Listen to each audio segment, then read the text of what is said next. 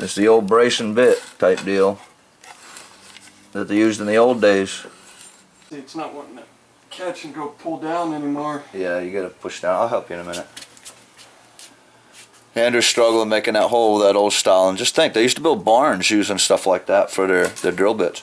But what we're doing today is I'm going to show you a couple different ways to make surf weights, heavy surf weights for out in the surf, because I know not everybody has the same tools to make their molds the same way. Some people have a lot fancier stuff, so I'll show you several different ways to make them.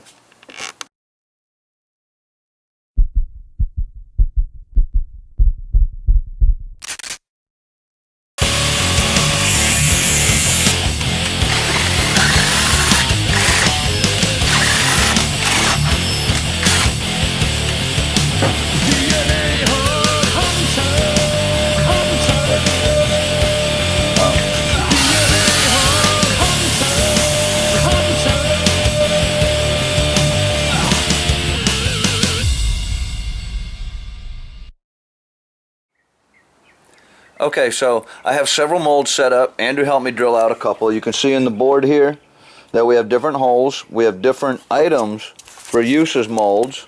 I've already done a video on this one here before. This is a fancy mold that comes apart and it has different pieces and it's shaped all weird. And I'll use vice grips to hold the side closed on that. Here's another one, the same thing, just a different setup. We use vice grips to hold it closed. Put the wires in those holes, set it over that, and pour into the tube, and you can pour for any size you want pretty much. Same thing with a copper. Put the wires in and pour through the tube.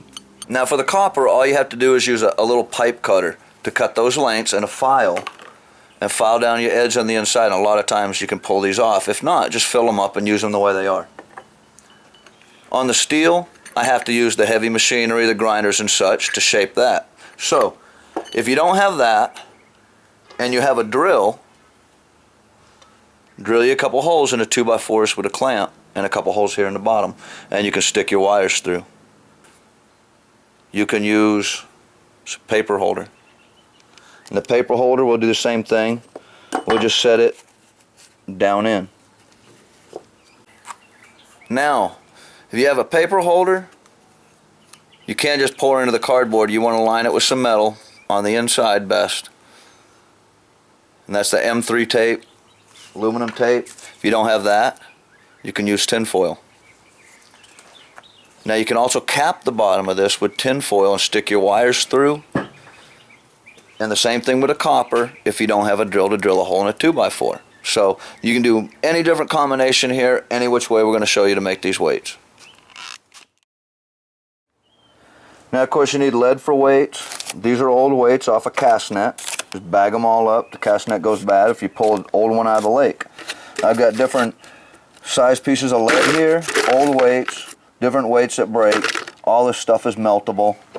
Toilet cutoffs, whatever you can find. These are duck weights, and you can buy those duck weights at Academy, 6-ounce bars, about $8. So a lot of different ways to get your lead. Next thing you need is coat hangers or copper.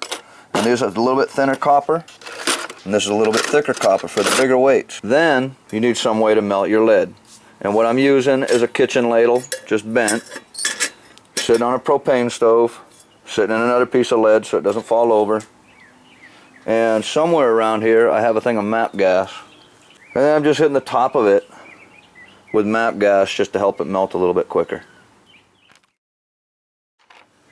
Now when you bend your copper, when I'm doing it, I bend them in 2 different lengths.